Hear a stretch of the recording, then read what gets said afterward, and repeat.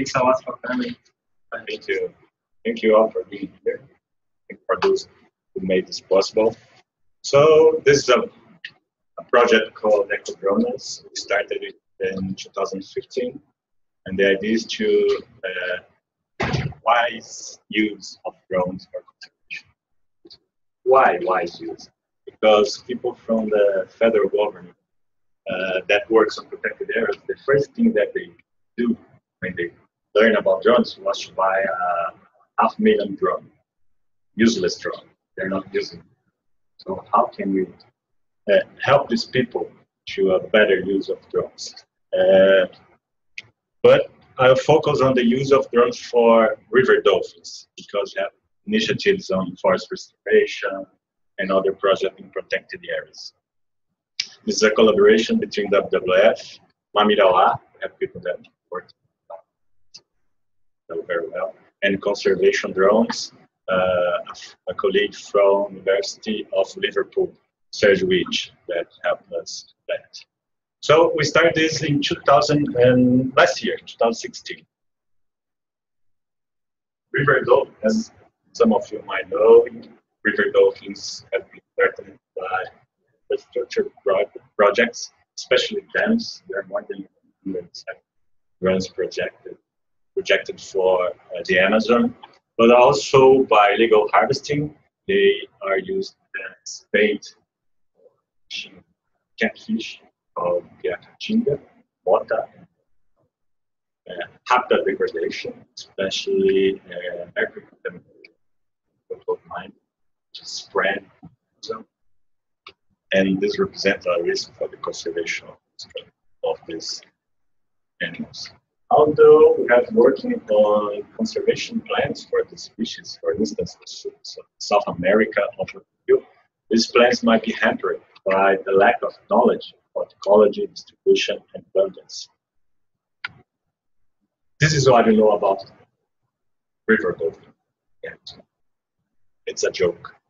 We know a lot about different species, the Botumosa, and Sotalia fibratilis, we call Tucuxi. And there's a huge gap in the whole Amazon we have to address. How can we do that? You know, our theory is that technology could help this. As a result, both species are classified as that. So this is something that we're trying to change, not only using drones, but in cooperation between 5 countries in South America: Colombia, Peru, Bolivia, Brazil, and Ecuador. We're starting working together. And as you know, population estimates are fundamental to understand the stage of this population. So studies on density in abundance are critical for that. The last 15 to 20 years, much effort has been put on these studies, especially on abundance. This is the kind of boat we use for expeditions. It's important to say that these expeditions are really expensive, so it's difficult to run more than 2 expeditions a year, especially now. The funds are just increasing. And the way they do this is 3 people or 4 in the front, counting river dolphins, and 2 in the back. They can register animals in a range of 400 meters, and usually 100 meters for its side. This is the method that is used for that. So we decided to test drones, and the first thing was to understand if they could detect these animals. It's the first step when you start this kind of approach. So we decided for an area that wasn't surveyed before. It's called Juruá River. It's in the Amazon state, so basin. And we monitored 400 kilometers. In 80 kilometers, we use drones also simultaneously. We use 2 off-the-shelf quadcopters. As I told you, we are investing in very simple models. spread, find the right method. Flying at 10 kilometers per hour because the boats usually go this speed with people looking for animals. 4 flights an hour from 6 a.m. to 6 p.m. because the observers work from 6 a.m. to 6 p.m. 12 hours monitoring. And each flight had 10 minutes, 10 minutes duration because although it works for 18 to 22 minutes, we decided for 10 minutes because sometimes it was really difficult to land in the boating movement. And the detectors were compared with data registered by the observers, the traditional method. So this was what we developed. We monitored only one side of the sample area. Drones were put in a 20 meters altitude and 50 meters from the boat. The observers were here and drones team were on the roof. Here is an example of a landing. So we also start training people how to pilot drones. Because this is very important, you have more than one pilot. Because after 4 flights, you will get really tired of. So it's important to change. And here I'm going to show some of the footage of the game. So pay attention, because it's not that easy, but the first one's here. And another one's going to appear around. So the first one. Another one. But here, you're going to see here, and again here. This animal was double counted by observers. So this is really impressive to correct this kind. And some others are going to appear. In this area, we did some tests how if these drones impacted the, and from 10 to 30 meters, nothing happened.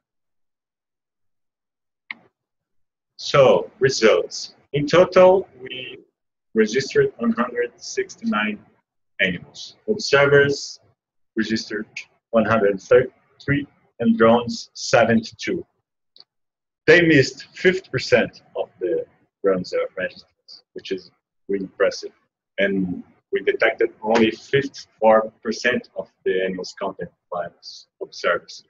So we knew that this is a complementary to that kind of expedition. So far, so good. Some ideas we got from that. Much of the difference was due to the limited range of the camera. We did some tests, and the camera was able to register animals in a range of 100 meters. The people can register in 400. I'm very skeptical on that because I couldn't see anything 400 meters, and they register some. But there are a lot of mistakes on that. So this is something we have been trying to address. Differentiation between species was easy to do according to behavior, floating patterns.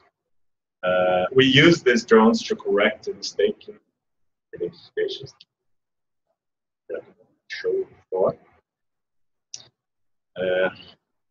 It's really easy to correlate species with the use of habitat because they are just writing, this is the kind of vegetation we saw that, and here can get back to the images and see what is the kind of vegetation in that area.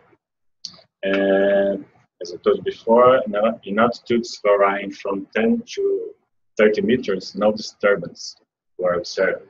Yeah. This is really important to note. Although we had some problems with birds, they get really upset. Flying machines, but nothing happened. You sometimes have to change your route. Under strong wind situations, taking off and landing was hard. We almost lost our drones twice. It's not easy. in winds. Other limitations that you can find in the literature regarding short flight endurance, sensor resolution, and legislation. This is going to change in 2 years. This kind of equipment will fly for 1 to 2 hours easily. Sensor resolution, you have money, you can buy different. And if you try different models that you can change the cameras, this is also possible. And legislation, this is not a big problem in Brazil anymore because a new legislation came to force this year in June. And this kind of project can be without any kind of license. Just have to register your drone system. That's it. And be older than 18. 100%. This is really tricky because we had to walk 8 hours of it after. How to change this? It's time consuming and human errors. Because if you use a small screen, it's something. If you use this kind of screen, which is the one you have been using for trying to find animals, it's completely different. You can find more animals in this kind of. And adoption of novel survey approaches will require new statistical methods for population studies. And this has been done by people in Australia, other parts, for instance. So, UAV can be complementary to the traditional method with population estimates. It's less expensive. Guys, 8,000 reais, and this will cost about 5,000. And we are now in this phase, comparing full counts of UAV with distance sampling estimates, and try to find a method to correct a correction factor like this for the use of drones. Then we can have teams in protected areas with 2 or 3 people using the method, and we can analyze the data. We are also counting on conservation drones support for doing this. So we are preparing a library of images, of footage. So then you can train the model to automatically detect that. So you don't need to watch 8 hours or more than that. These are some of the reference. We are going to publish this sooner, and these are the principal reference studies. And something that's really important, at least for an NGO, is complicated. So I'm going to show you, oops, a big map. 2 minutes video.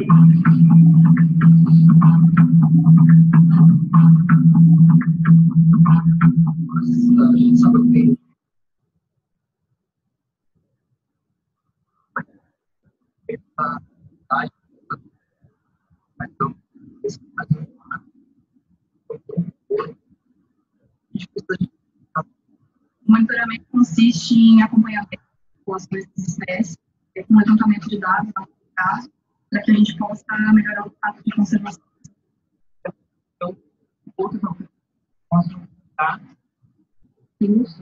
acelerar o processo e mais importante, tentar o resultado de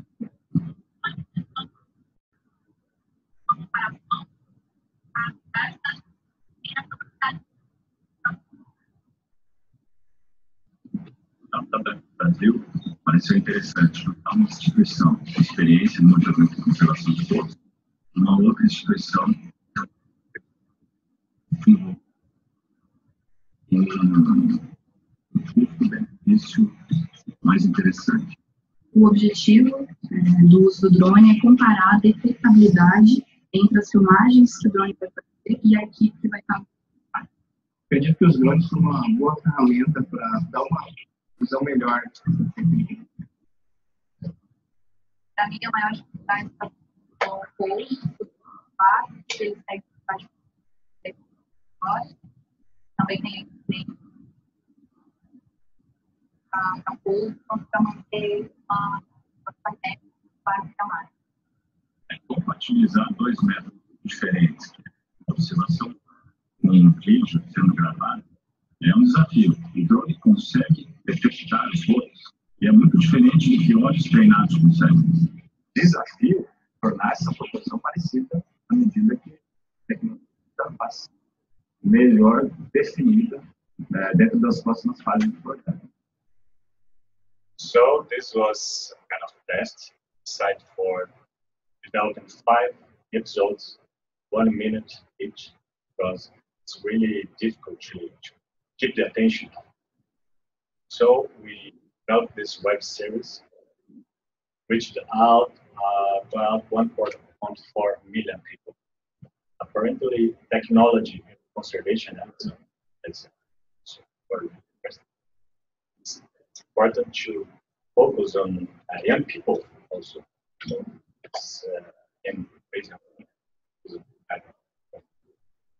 And also fundraising. It's easier when we have this kind of things to show some funding. So now we have support from Germany, from Netherlands. So we're going to have meeting this week, trying to get some funds.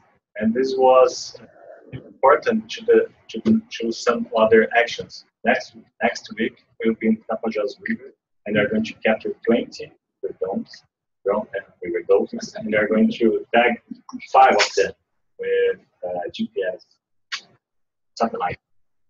They're going to track them. This is new for the Amazon. I don't know about distribution or ecology. How can we? This is really good for that. And this is a question I have for you. We discuss this from now on. We believe technology should be part of the biodiversity conservation toolbox. I had a meeting with Cassia probably this morning. We agreed.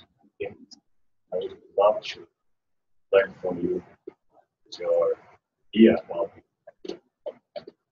consider doing this in research or project. And that's